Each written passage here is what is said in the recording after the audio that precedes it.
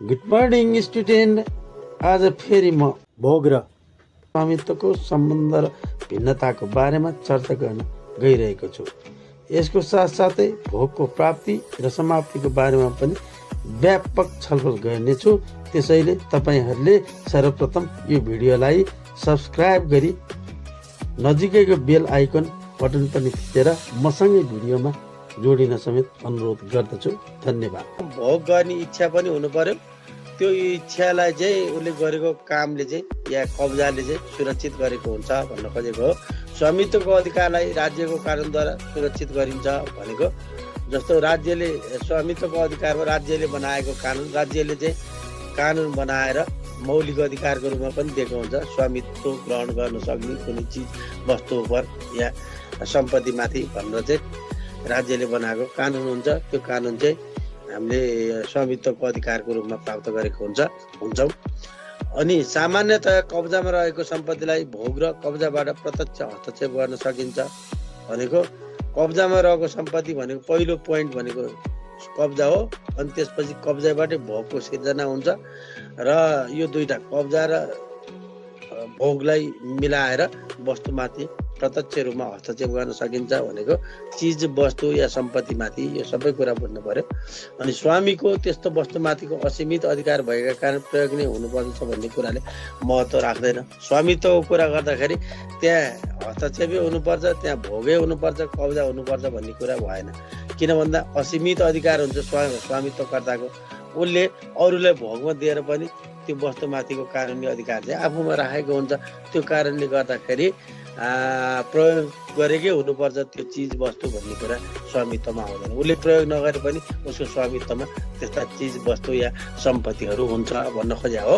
भोगको त्यस्तो विषय वस्तु र प्रयोगकर्ताको बिचमा प्रत्यक्ष सम्बन्ध रहन्छ भनेको भोगमा लिएको चिज वस्तु र भोगकर्ता भनेको त्यो व्यक्तिको चाहिँ प्रत्यक्ष सम्बन्ध रहेको हुन्छ। यदि उसले त्यसलाई आफ्नो कब्जामा लिन सकेन या हस्तक्षेप गर्न सकेन या आफ्नो नियन्त्रणमा राख्न सकेन भने त्यो वस्तुमाथिको भोग टुटेर जान्छ। त्यस कारणले भोगलाई कायम गरिरहनको लागि व्यक्तिको र वस्तुको बिचमा सम्बन्ध अटुट रूपमा भइरहन्छ भने हो। स्वामी र राज्यको कानुनसँग प्रत्यक्ष सम्बन्ध रहन्छ भनेको स्वामी भने स्वामित्वकर्ता भइहाल्यो, राज्य भनेको राष्ट्रको कुनै कानुन राष्ट्र नै भइहाल्यो। अनि राज्यको कानुनसँग भनेको जुन राष्ट्रले बनाएको कानुनसँग स्वामित्व भन्ने कुरा चाहिँ प्रत्यक्ष रूपमा सम्बन्ध रहेको हुन्छ भनेको कानुन राज्यले बनाउँछ। कानुन कहाँ हुन्छ? राज्यमा हुन्छ। त्यो राज्यमा व्यक्ति पनि हुन्छ र त्यो व्यक्तिले राज्यले बनाएको कानुनलाई पालना गर्नुपर्छ। यसरी चाहिँ स्वामित्वको हक अधिकारहरू सिर्जना हुन्छ भन्न खोजे हो। अर्को नम्बर 5 मा भोग व्यक्तिको पूर्ण अधिकार हो भन्न सकिँदैन भनेको पूर्ण अधिकार होइन, यो अपूर्ण अधिकार हो। किनभने यहाँ स्वामित्व चाहिँ पूर्ण अधिकारको रूपमा हामीले लिन्छौँ। भोग गर्ने व्यक्तिले चाहिँ मेरो भोग गर्ने व्यक्तिले यो मेरै हो भनेर उसले हक हस्तान्तरण गर्न सक्दैन, बिक्री वितरण गर्न सक्दैन, अरूलाई दान बकस गरेर दिन सक्दैन। कुनै पनि व्यवहारले त्यो सम्पत्तिको त्यो वस्तुको हक हस्तान्तरण गर्न सक्दैन भोगकर्ताले। त्यसकारण त्यो उसको अपूर्ण अधिकार हो, पूर्ण अधिकार होइन। स्वामित्व भनेको चाहिँ व्यक्तिको पूर्ण अधिकारको नाम हो भनेको पूर्ण अधिकार चाहिँ स्वामित्वमा प्राप्त हुन्छ भनेको उसले आफ्नो स्वामित्वमा रहेको चिज बीज वस्तु सम्पत्तिहरूलाई बेचबिखन गर्न पनि सक्छ, उसलाई नष्ट गर्न पनि सक्छ, सुरक्षा या संरक्षण गरेर राख्न पनि सक्छ। सबै अधिकार पूर्ण रूपको अधिकार चाहिँ स्वामित्वबाट प्राप्त हुन्छ भने भोगमा चाहिँ अपूर्ण अधिकार मात्र प्राप्त हुन्छ भन्न खोजेको हो। नम्बर 6 मा प्राप्तिको हिसाबले कब्जा वा भोग सहज देखिन्छ, कारण प्रारम्भमा यसमा कानुन प्रभावित हुँदैन भनेको प्राप्तिको हिसाबले कुनै वस्तुलाई आफ्नो कब्जामा लिनको लागि या भोग गर्नको लागि सहज हुन्छ भन्न खोजेको, सजिलो हुन्छ भनेको लिनु ठुलो कुरा होइन, कब्जामा लिन सकिन्छ। तर त्यसलाई चाहिँ दिगो रूपमा कब्जामा कायम गरिरहनु चाहिँ अप्ठ्यारो कुरा हो। तर प्रारम्भ भनेको सुरुमा कसैले कुनै चिज वस्तुमाथि कब्जा जमाउनु त्यति गाह्रो कुरा होइन। प्राप्तिको हिसाबले स्वामित्वको लामो र कठिन प्रक्रिया पार गर्नु पर्ने हुन्छ, कारण कानुनी प्रक्रिया यहाँ पालना गर्नु नै पर्दछ भनेको भोग चाहिँ ताको कुरा आएन भोगमा कानुन पालना गरिरहनु पर्छ भन्ने छैन। कब्जा गर्दाखेरि कानुनको पालना नगरेर पनि कब्जा हुनसक्छ, त्यसकारण त्यो सहज छ प्रारम्भमा भन्न खोजे हो। तर स्वामित्वको कुरा गर्दा लामो समयसम्म भोगलाई कायम गरेर पहिला त कब्जा आयो, कब्जापछि लामो समय भोग भयो, भोग गरिसकेपछि अनि स्वामित्व प्राप्त गर्नको लागि विभिन्न कानुनी प्रक्रियाहरू पुरा गर्नुपर्ने अवस्था हुन्छ भनेपछि यो त्यति सजिलो छैन। स्वामित्व प्राप्त गर्ने कुनै पनि वस्तु या सम्पत्तिमाथि स्वामित्व प्राप्त गर्न त धेरै कठिन कुरा हो, धेरै गाह्रो हो। के को तुलनामा भन्दा भोगाधिकारको तुलनामा। भोग गरिसकेपछि पनि कानुनी औपचारिकताहरू पुर्याउनु पर्ने हुन्छ। त्यसै गरी 7 नम्बरमा प्रक्रियागत हिसाबबाट भोगको नामबाट कुनै पनि वस्तु हस्तान्तरण गर्न कठिन हुन्छ भनिएको छ। जस्तो प्रक्रियागत हिसाबबाट भोगको नामबाट कुनै पनि वस्तु हस्तान्तरण गर्न कठिन हुन्छ भनेको कसैले कुनै सामान आफ्नो कब्जामा लियो, भोगमा लियो, भेटाएको सामान भनौँ न, हराएको सामान कोही व्यक्तिले भेटाइसकेपछि उसको कब्जामा गयो, त्यो सामानलाई उसले बेच्न सक्दैन मेरै हो भनेर, किनभने त्यहाँ उसको स्वामित्व भन्ने कुरा हुँदैन। स्वामित्वमा नरहेको कुरा मेरो हो भनेर अरू कसैलाई हस्तान्तरण गर्न गाह्रो हुन्छ। उसले कब्जा जमाएर राख्न सक्छ, उसले त्यसलाई भोग गर्न सक्छ, तर त्यसलाई स्वामित्व हो भनेर स्वामित्व उसले प्राप्त गरेकै हुँदैन, कसरी त्यसलाई हस्तान्तरण गर्ने भन्न खोज्या हो, गर्न कठिन हुन्छ।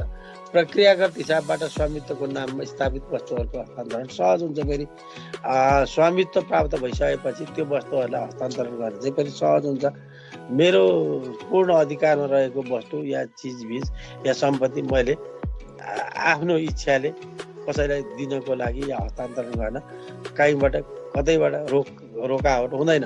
मैले सहज ढङ्गबाट त्यसलाई चाहिँ के गर्न सक्छु, हस्तान्तरण गर्न सक्छु। यदि मसित कुनै वस्तु या चिजबिज सम्पत्तिमाथि स्वामित्वको अधिकार छ भने। तर भोग हुँदैमा त्यसलाई चाहिँ हस्तान्तरण गर्न सकिँदैन, किन भोग त भेटाएको सामान पनि हुन्छ, चोरेको सामान पनि हुन्छ, कब्जामा लिएको पनि हुन्छ। यो सबै कुराहरू चाहिँ भोग अन्तर्गतको कुराहरू भयो। अनि भोग तथ्यगत भनेको डिफ्याक्टो अस्थायी वा प्राथमिक दाबीको रूपमा परिचित हुन्छ भनेको एउटा डिजु यताबाट यताको पनि पढ्छु म।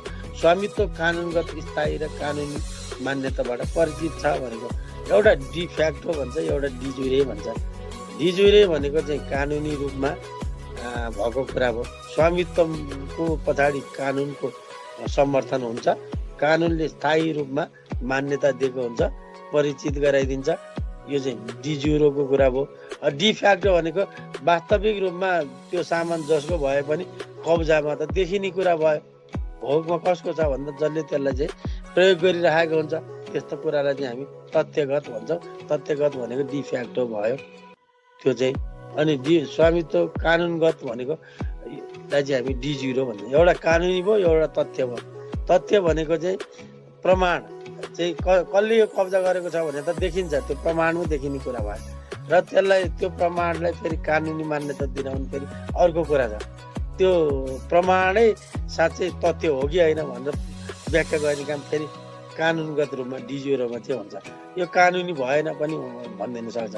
यो चाहिँ तथ्य हो, तर यो तथ्यले चाहिँ कानुनी अधिकार प्राप्त नगर्न पनि सक्छ भनेर जब स्वामित्वको कुरा गर्छौँ त्यति बेला व्याख्या गर्ने कुरा भयो। अनि भोग भनेको स्वामित्वको लागि पूर्व अनुमानको अवस्था हो भनेको स्वामित्व त पछि आउने कुरा भयो। स्वामित्वको अगाडि चाहिँ कसको नाममा यो थियो या कसले कब्जा गरेको थियो, कसको नियन्त्रणमा थियो, कसले भोग गरेको थियो भन्ने कुरा चाहिँ स्वामित्व निर्धारण गर्दा पनि हेरिने कुरा भयो। भनेपछि स्वामित्वको आधार भोग पनि हुनसक्छ भन्न खोजिएको हो।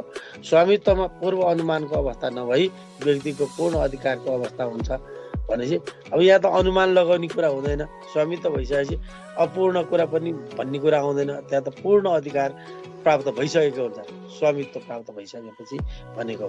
अब यो चाहिँ भोगको र स्वामित्वको बिचको सम्बन्ध भने पनि, यो दुईटाको बिचको फरक भने पनि हामीले यसरी चाहिँ हेर्नुपर्ने हुन्छ। भोग अब अर्को भोग र स्वामित्वको प्राप्ति र समाप्ति भनेको छ। भोगको प्राप्ति र समाप्ति पहिला छ acquisition and termination of possession भनेर हामी यसमा छलफल गरौँ। भोग प्राप्ति भनेको एक्विजिसन अफ पोसेसन, प्राप्ति गर्ने भनेको प्राप्त गर्ने भने हो। भोग हुनको लागि भनेपछि अब यहाँ त अनुमान लगाउने कुरा हुँदैन। स्वामित्व भइसकेपछि अपूर्ण कुरा पनि भन्ने कुरा आउँदैन। त्यहाँ त पूर्ण अधिकार प्राप्त भइसकेको हुन्छ स्वामित्व प्राप्त भइसकेपछि भनेको।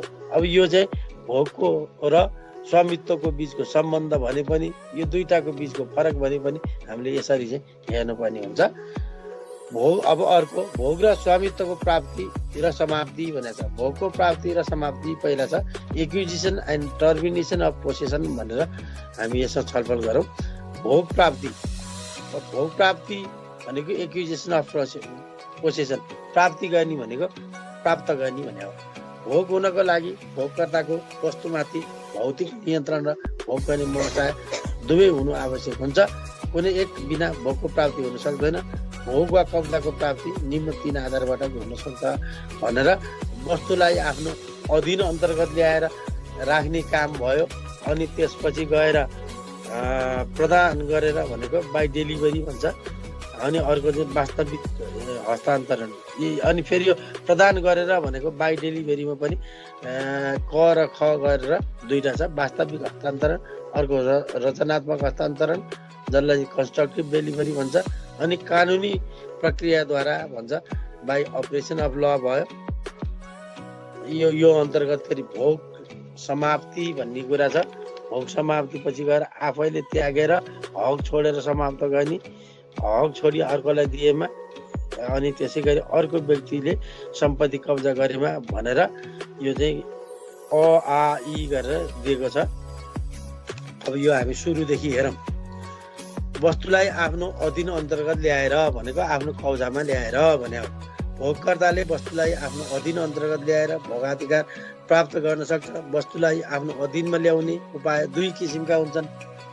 पहिलो, कुनै धनी वा मालिक नभएको वस्तुलाई आफ्नो अधीनभित्र ल्याउन सकिन्छ। पहिलो कारण चाहिँ है, पहिलो तरिका हो।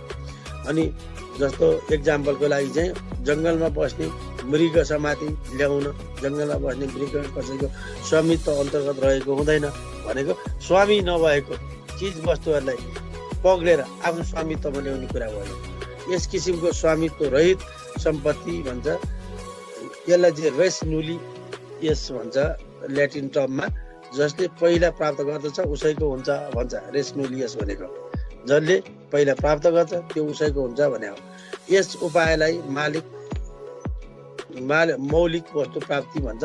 ओरिजिनल टेकिङ भनेको पनि यही हो, को उपाय भनेर भन्छौँ हामीले। दोस्रो, अब यो पहिलो कुरा भयो। स्वामित्व नभएको चिज वस्तुहरूलाई चाहिँ के गर्ने भन्दाखेरि आफूले प्राप्त गरेर ल्याउने कुरा भयो। यो जस्तो जङ्गलमा भएको मृग जसको स्वामी कोही पनि हुँदैन, त्यसलाई पक्रेर आफ्नो अधीनमा ल्याउने, आफ्नो नियन्त्रणमा राख्ने कुरा भयो।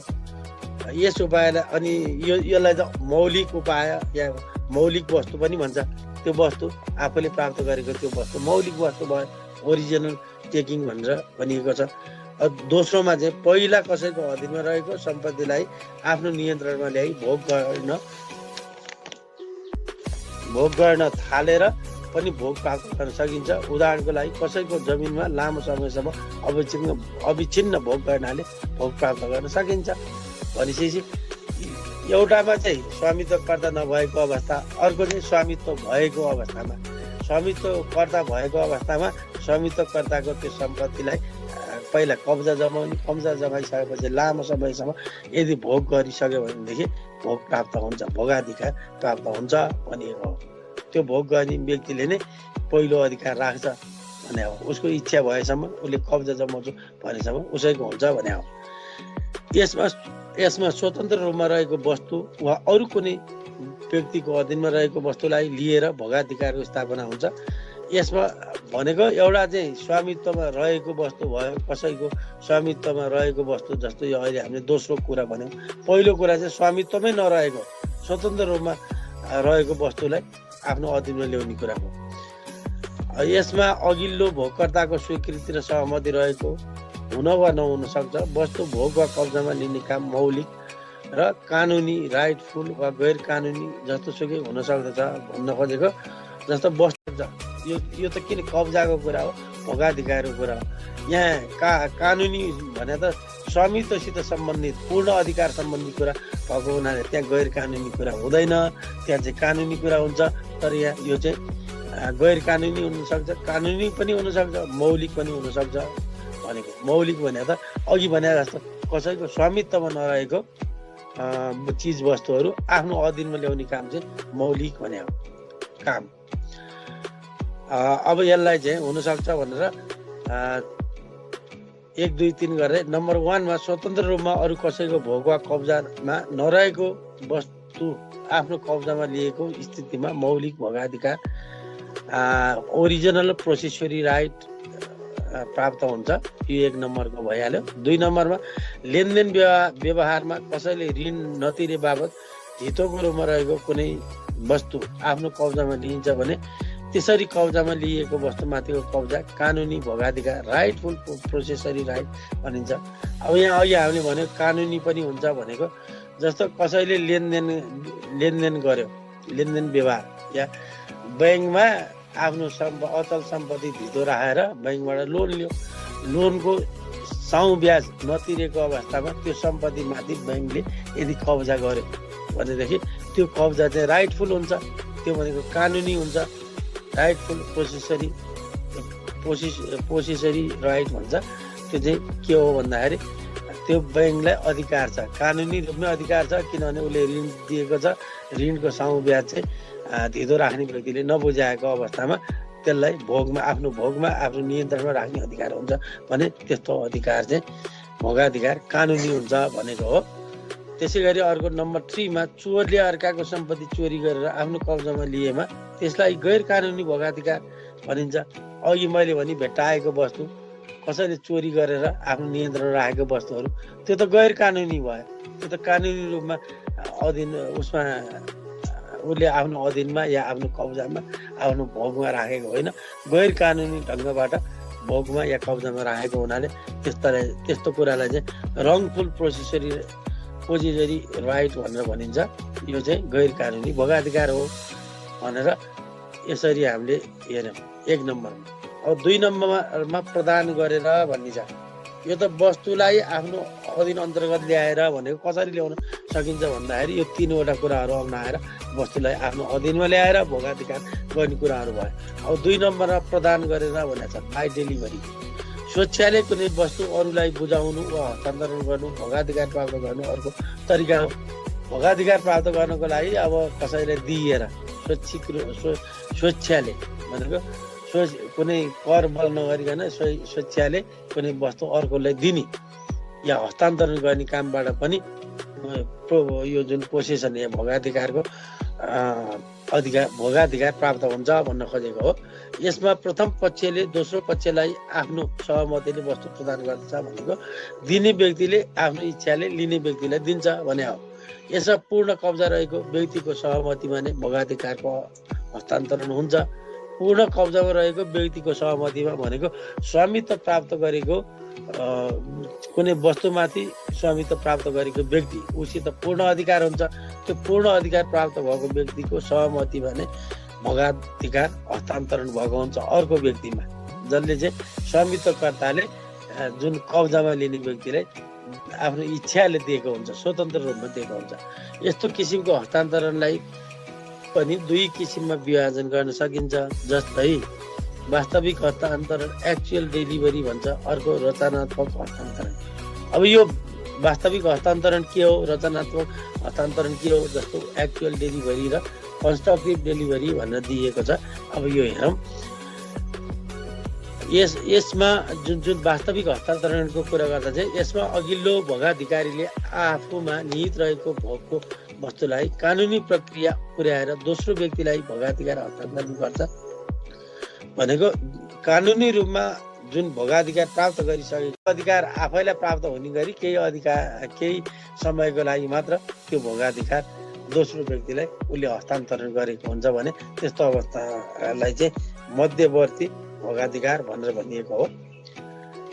अनि अर्को छ रचनात्मक हस्तान्तरण भयो। रचनात्मक हस्तान्तरणमा के हुन्छ भन्दाखेरि यसमा वास्तविक हस्तान्तरण बाहेक अन्य सबै भोग हस्तान्तरण हुन्छ। वास्तविक रूपमा भोग चाहिँ हस्तान्तरण गर्दैन, अन्य सबै किसिमको भोग चाहिँ हस्तान्तरण गरेको हुन्छ भनिएको हो। यसमा अघिल्लो भोगाधिकारीले प्रत्यक्ष रूपमा नभई आफ्ना क्रियाकलापहरूको माध्यमद्वारा दोस्रो व्यक्तिमा भोगाधिकार हस्तान्तरण गर्दछ। यसमा निम्नलिखित 3 तरिकाबाट भोगाधिकार हस्तान्तरण गर्न सकिन्छ भनिएको छ। 1 नम्बरमा पहिलेदेखि नै दोस्रो व्यक्तिको भोगाधिकार रहेको वस्तु निजलाई नै हस्तान्तरण गरेर, जस्तै मर्मत गर्न दिएको सामान पछि मर्मतकर्तालाई नै बिक्री गर्ने। अब जस्तो यो सामानहरू मर्मत गर्न कुनै कारखानामा कसैले कुनै सामान दियो र त्यो भोगाधिकार त त्यो मर्मत गर्ने व्यक्तिको अधीनमा हुन्छ। अब त्यो सामान धनी अर्को व्यक्ति हुन्छ। सामान धनी व्यक्तिले फेरि के सोच्यो भन्दाखेरि स्वामित्वकर्ताले यो सामान उसैलाई बेच्दिउँ भनेदेखि हुन्छ भनेर बेचिदिएर पनि के हुन्छ भोगाधिकार हस्तान्तरण गर्न सकिन्छ। त्यहाँ स्वामित्व पनि हस्तान्तरण भएको हुन्छ यो अवस्थामा चाहिँ, यदि त्यही मर्मतकर्तालाई नै त्यो सामान बेचिदिएको अवस्था भने हो। अनि 2 नम्बरमा भोगाधिकारीमा मध्यवर्ती भोग भनेर अघि भन्यौँ हामीले, पहिले नै हस्तान्तरित भइसकेको स्थितिमा तत्कालीन भोगाधिकार निश्चित अवधिसम्मको लागि आफूसँगै राखेपछि दोस्रो भोगाधिकारमा हस्तान्तरण गरेर, जस्तै सामान बिक्रीपछि केही समयको लागि सामान गोदाममा नै रही पछि हस्तान्तरण गर्ने भनेको। अब सामान त बेच्यो पहिलो व्यक्तिले, त्यो सामान बेचिसकेपछि त स्वामित्व हस्तान्तरण भइसक्यो, तर पनि त्यो सामान केही समय चाहिँ आफैले राखेको हुन्छ, आफ्नै गोदाममा हुन्छ। उसलाई चाहिएको अवस्थामा तपाईँलाई मैले हस्तान्तरण गरेको सामान लिएर जान सक्नुहुन्छ भन्यो भने चाहिँ त्यो चाहिँ फेरि मध्यवर्ती हस्तान्तरण भनेर यस्तो अवस्थालाई भनिन्छ होइन। यसरी पनि के हुँदो रहेछ भन्दाखेरि हस्तान्तरण गर्न मिल्दछ मेडिएट पोसेसनको माध्यमबाट पनि। अधिकार हस्तान्तरण भइसकेको तर चिज वस्तुहरू चाहिँ हस्तान्तरण नभएर आफ्नै गोदाममा या आफ्नै अधीनमा राखेको अवस्था, त्यसलाई चाहिँ मध्यवर्ती हस्तान्तरण भनिएको हो। अनि अर्को तेस्रोमा चाहिँ मध्यवर्ती भोग हस्तान्तरित भइसकेको तर तत्कालीन भोगाधिकार पहिलो व्यक्तिमा नरही तेस्रो व्यक्तिमा हस्तान्तरित रहेको स्थितिमा सो तेस्रो व्यक्तिले सो वस्तु दोस्रो व्यक्तिलाई हस्तान्तरण गरिदिएमा पहिलो व्यक्तिको रचनात्मक सहमतिको आधारमा दोस्रो व्यक्तिले पूर्ण भोगाधिकार प्राप्त गर्दछ। अब यहाँ चाहिँ 3वटा पार्टी हो। पहिलो स्वामित्वकर्ता जसले अघि सामान बनाउन दिएको भन्यौँ हामीले, कारखानामा सामान बनाउन दिएको, बनाउने मान्छे दोस्रो पार्टी भइहाल्यो। अनि दोस्रो पार्टीले फेरि बेचेर तेस्रो व्यक्तिमा पुर्यायो, अनि तेस्रो व्यक्तिले फेरि भोगाधिकार फेरि तेस्रो व्यक्तिमा पठायो। तेस्रो व्यक्तिले फेरि पूर्ण अधिकार सहित दोस्रो व्यक्तिलाई चाहिँ त्यो सामान फिर्ता गरिदियो सहमतिको आधारमा। अब यो अनि दोस्रो व्यक्तिलाई हस्तान्तरण गरिदिएमा भनेको चाहिँ यो के भयो भन्दा तेस्रो व्यक्तिले पहिलो व्यक्तिको सामान दोस्रो व्यक्तिमा गयो, दोस्रो व्यक्तिले फेरि तेस्रो व्यक्तिलाई भोगाधिकार दियो र तेस्रो व्यक्तिले त्यो पनि पहिलो व्यक्तिको सहमतिमा भएको हुन्छ। तेस्रो व्यक्तिले प्रयोग गर्यो, तेस्रो व्यक्तिले फेरि दोस्रो व्यक्तिलाई फिर्ता गरिदियो भने दोस्रो व्यक्तिले पूर्ण भोगाधिकार समयको लागि सामान गोदाममा नै रही पछि हस्तान्तरण गर्ने भनेको।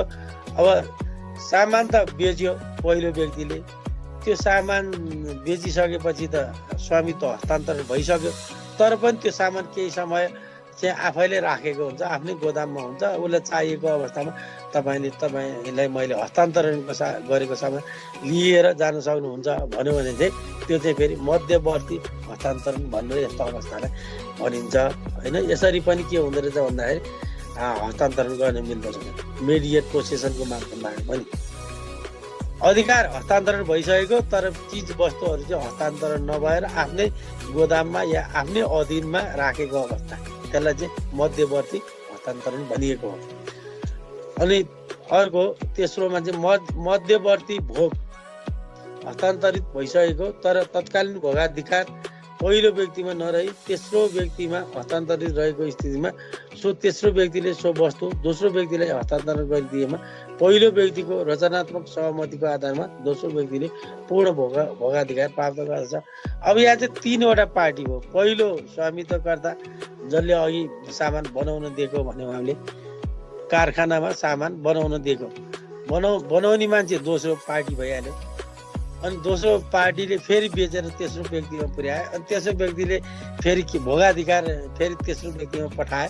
तेस्रो व्यक्तिले फेरि पूर्ण अधिकार सहित दोस्रो व्यक्तिलाई चाहिँ त्यो सामान फिर्ता गरिदियो सहमतिको आधारमा। अब यो अनि दोस्रो व्यक्तिलाई हस्तान्तरण गरिदिएमा भनेको चाहिँ यो के भयो भन्दा तेस्रो व्यक्तिले पहिलो व्यक्तिको सामान दोस्रो व्यक्तिमा गयो, दोस्रो व्यक्तिले फेरि तेस्रो व्यक्तिलाई भोगाधिकार दियो र तेस्रो व्यक्तिले त्यो पनि पहिलो व्यक्तिको सहमतिमा भएको हुन्छ। तेस्रो व्यक्तिले प्रयोग गर्यो, तेस्रो व्यक्तिले फेरि दोस्रो व्यक्तिलाई फिर्ता गरिदियो भने दोस्रो व्यक्तिले पूर्ण भोगाधिकार प्राप्त गर्दछ भने हो। यो पनि रचनात्मक, किनभने पहिलो व्यक्तिको सहमति बिना त दोस्रो व्यक्तिले पूर्ण भोगाधिकार प्राप्त गर्न सक्दैन, किनभने तेस्रो व्यक्तिले पनि पहिलो व्यक्तिको सहमति फेरि फिर्ता गरिदियो। त्यो अवस्थालाई चाहिँ बाट पनि रचनात्मक भोगाधिकारको सिर्जना हुन्छ भने हो। यो त भयो रचनात्मक। अब 3 नम्बरमा कानुनी प्रक्रियाद्वारा भयो। यो चाहिँ हामीले हस्तान्तरण गरेर या प्रदान गरेर भन्यौँ बाई डेलिभरीबाट 2 नम्बरको कुरा भयो। अब 3 नम्बरमा कानुनी प्रक्रियाद्वारा भन्ने कुरा छ। उचित कानुनी प्रक्रियाद्वारा भोग वा कब्जाको हस्तान्तरण हुने प्रक्रियालाई कानुनी वा विधिवत कार्यान्वयन भनिन्छ। यसमा कानुनी प्रक्रियाद्वारा एकको कब्जा वा भोगाधिकारमा रहेको वस्तु अर्को व्यक्तिमा हस्तान्तरण हुन्छ। यसमा तत्काल कायम रहेको कानुनी प्रक्रिया, नीति निर्देशन तथा नियमहरूको पालना मार्फत भोगाधिकार हस्तान्तरण हुन्छ। यसमा भौतिकलाई कर्पोरल भन्छ नि, पर्पस र मानसिक एनिमस दुवै कुरा समेटिएको हुन्छ। यस प्रक्रियामा आवश्यकता अनुसार कब्जा पनि कानुनी रूपमा हस्तान्तरण हुन सक्छ भन्ने कुरा स्वीकारेको पाइन्छ, जस्तै शेषपछिको बगसपत्र, औतारी आदि। अब यो कानुनी प्रक्रियाद्वारा भनेको कानुनले नै कसरी हस्तान्तरण गर्ने भनेर प्रक्रियाहरू तोकिदिएको हुन्छ। भोगाधिकार कसरी जाने भन्ने कुरा, स्वामित्व कसरी आउने भन्ने कुरा कानुनमै तोकिदिएको हुन्छ। जस्तो शेषपछिको बगसपत्र भनौँ हामी एकछिनलाई। शेषपछिको बगसपत्रमा के भनेर भनेको हुन्छ भन्दाखेरि भोग चाहिँ शेष अघि चाहिँ त्यही व्यक्तिको भोगमा हुन्छ, अथवा शेषपछि स्वामित्व हस्तान्तरण गर्ने गरी भोगाधिकार चाहिँ अहिले नै दिएको अवस्था पनि हुनसक्छ। शेषपछि भनेको मरेपछि यो सम्पत्ति तपाईँको हुने भनेर जुन चाहिँ इच्छा गरेर इच्छा पत्र बनाएर त्यो इच्छा पत्रलाई रजिस्ट्रेसन गरेर दिएको हुन्छ। त्यो चाहिँ त्यसको लागि चाहिँ इच्छा गर्ने व्यक्तिको मृत्यु भइसकेपछि त्यो सम्पत्ति चाहिँ जसलाई दिएको हुन्छ उसले प्राप्त गर्ने कुरा भयो। त्यो कानुनी प्रक्रिया भयो। अब कानुनी प्रक्रियाले के भन्छ भन्दा शेषपछिको बगस पाउने व्यक्तिले भन्न खोजेको हो। अनि त्यसै गरी अबुताली भनेको छ। अबुतालीमा पनि अबुताली खान त मान्छे नमरिकन पाउँदैन, मर्नेको नजिकको हकवालाले पाउने हो। मर्ने व्यक्तिको सम्पत्ति हुनु पर्यो, त्यो सम्पत्ति चाहिँ खानको लागि हकवालाहरू हुनु पर्यो। हकमा चाहिँ अब पहिलो दोस्रो तेस्रो क्याटेगोरीमा रहेको व्यक्तिहरू क्रमशः पहिलो व्यक्तिले नपाइकन दोस्रो व्यक्तिले पाउँदैन, यस्तो अवस्था भन्यो। त्यो चाहिँ कानुनी प्रक्रिया, कानुनले नै तोकिदिएको हुन्छ। भोगाधिकार प्राप्त गर्नको लागि पनि कानुनले तोकिदिएको हुन्छ। पहिलोले पाउने कि दोस्रोले पाउने कि कसरी पाउने, जिउँदैमा पाउने हो कि मरेपछि पाउने हो कि कसरी भन्ने कुरा हुन्छ, अथवा मान्छे पत्ता लाग्ने हो कि पत्ता नलाग्ने हो कि, यो सबै कुराहरू कानुनी प्रक्रियामा आधारित हुन्छ। कानुनले चाहिँ भोगाधिकारको बारेमा व्यवस्था गरिदिएको हुन्छ। कानुनी प्रक्रियाद्वारा एकको कब्जा वा भोगाधिकारमा रहेको वस्तु अर्को व्यक्तिमा हस्तान्तरण हुने प्रक्रिया भनेर हामीले भन्छौँ यसलाई चाहिँ कानुनी प्रक्रियाद्वारा। अनि भोग समाप्ति भन्ने कुरा छ। अब टर्मिनेसन अफ पोसेसन, भोगाधिकारको आरम्भ तथा प्राप्तिको लागि वस्तु या सम्पत्तिमाथि भौतिक नियन्त्रण तथा भौतिक नियन्त्रणको मनसायको विद्यमानता अनिवार्य हुन्छ। भनेको मनसाय पनि हुनु पर्यो, कार्य पनि हुनु पर्यो, कब्जा जमाएको पनि हुनु पर्यो, कब्जा जमाउने मनसाय पनि भएको हुनु पर्यो भने हो। भोग स्थापित भइसकेपछि यी दुई तत्त्वको विद्यमानता अकाट्य नहुन सक्छ। अब प्राप्त भइसकेपछि चाहिँ यो दुईटा नभए पनि हुन्छ भने हो। ती दुई तत्त्वमध्ये कुनै एक वा दुवैको अभावमा पनि भोग अविच्छिन्न रहन्छ। भोगाधिकार प्राप्त भइसकेपछि भोग अविच्छिन्न भनेको निरन्तर हुनको लागि चाहिँ यो दुईटा तत्त्व इच्छा या कार्य नभए पनि हुन्छ भने हो। एकपटक कायम भइसकेको भोगाधिकारको लागि माथि उल्लेखित दुई तत्त्वको विद्यमानताको प्रमाण खोजिँदैन अब भोगाधिकार छ कि छैन भन्नको लागि भोगको इच्छा थियो कि थिएन र वास्तविक रूपमा भोगकर्ताले भोग गरेको छ कि छैन भन्ने कुराहरू खोज्ने काम हुँदैन भोगाधिकार प्राप्त भइसकेपछि। यी दुवै तत्त्वको अभावमा मात्र भोगको अविच्छिन्नता टुट्दैन। भोगाधिकारको समाप्ति 3वटा कारणबाट हुन्छ भन्ने छ। अब यो 3वटा कारणहरूमा आफैले त्यागेर भनेको जसको सम्पत्ति थियो उसले चाहिँ त्यागेर भने हो, बाई अबान्डन भन्यो, हक छोडी अर्कोलाई दिएर अथवा अर्को व्यक्तिले सम्पत्ति कब्जा गरे। यो 3टाको बारेमा म खरखर्ती भन्छु। आफ्नो भोगाधिकार कायम रहेको सम्पत्तिमाथिको नियन्त्रण त्यागिदिएमा भोगाधिकार समाप्त हुन्छ। भोगाधिकार समाप्त भनेको आफ्नो नियन्त्रणमा रहेको सम्पत्ति त्यसलाई चाहिँ म अब नियन्त्रण गर्दिनँ भनेर स्वस्फूर्त रूपमा त्याग दियो भनेदेखि त्यहाँ चाहिँ भोगाधिकारको अन्त्य हुन्छ। अब यहाँ एक्जाम्पलको लागि दिएको छ, कमाइरहेको जग्गा कमाउनु छोडेमा निश्चित अवधिपछि त्यस जग्गामाथि भोगकर्ताको भोगाधिकार समाप्त हुन्छ, भोग रहेन उसलाई। अनि अर्को हक छोडी अर्कोलाई दिएमा आफ्नो भोगाधिकारमा रहेको सम्पत्ति अर्कोलाई हस्तान्तरण गरिदिएमा पनि कुनै पनि व्यवहारले हक हस्तान्तरण गर्दैमा भने हो समाप्त हुन्छ। जस्तै आफ्नो जग्गा दान बकस या बिक्री होइन जे पनि हुनसक्छ, बिक्री बट्टा गरेर अर्कोलाई दिएमा अघिल्लो भोगकर्ताको भोग समाप्त हुन्छ। अनि अर्को व्यक्तिले सम्पत्ति कब्जा गरेमा भन्ने छ। तेस्रो नम्बरमा कुनै अर्को व्यक्तिले आफ्नो भोगाधिकार स्थापित गर्ने उद्देश्यले सम्पत्तिमाथि नियन्त्रण प्राप्त गरी भोग गर्न थालेमा वास्तविक भोगकर्ताले कानुनी उपचार प्राप्त गर्न सक्छ।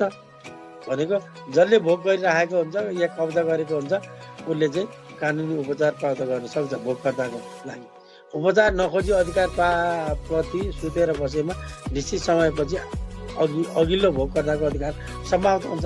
अब पहिलो भोगकर्ताले भोग गरिरहेको सम्पत्तिमा अर्को दोस्रो भोगकर्ता आएर त्यसलाई चाहिँ कब्जामा लियो र आफ्नो भोगमा लिइसकेपछि पहिलोले चाहिँ कानुनी उपचार खोजेन भने दोस्रोको नाउँमा चाहिँ त्यो भोगको अधिकार प्राप्त हुन्छ भनेको हो। यी विभिन्न कारणका अतिरिक्त भोगकर्ताको मृत्युबाट पनि भोग समाप्त हुन्छ। भोग समाप्त हुने अर्को कारणमा भोगकर्ता यदि मर्यो भनेदेखि पनि भोग समाप्त हुन्छ। यसका अतिरिक्त कानुनद्वारा पनि व्यक्तिको भोगाधिकार समाप्त हुन्छ। कानुनले पनि अब भोग रहँदैन भनेर सर्टेन विधिहरू तोकिदिएको हुन्छ, त्योबाट पनि भोगाधिकार अन्त्य हुन्छ। अब जस्तो उदाहरणको लागि सरकारले सम्पत्ति अधिग्रहण गरी लगेमा भोगकर्ताको भोगाधिकार समाप्त हुन्छ। सरकार बिग बोस भयो, सरकारले जसको सम्पत्ति पनि लिन सक्छ कानुन बनाएर या क्षतिपूर्ति दिएर, त्यो अवस्थामा अब सम्पत्ति प्राप्त गरेको अवस्थामा भोगाधिकार स्वत अन्त्य हुन्छ। दर्शकवृन्द, यो भिडियोलाई अन्तिमसम्म हेरेर हौसला बढाइदिनु भएकोमा यहाँहरूलाई फेरि पनि धन्यवाद दिन चाहन्छु। साथै यहाँहरूले यसलाई सेयर पनि गरिदिनु भयो होला भन्ने सोचेको छु। मेरो यो सानो प्रयासलाई लाइक गरिदिनुहुन्छ भन्ने आशा पनि गरेको छु। तपाईँ यदि नयाँ हुनुहुन्छ भने यस च्यानललाई सब्सक्राइब पनि गरिदिनु होला। साथै तपाईँ कुन ठाउँबाट हेर्दै हुनुहुन्छ कमेन्ट बक्समा कमेन्ट गरिदिनु भए आभारी हुने थिएँ।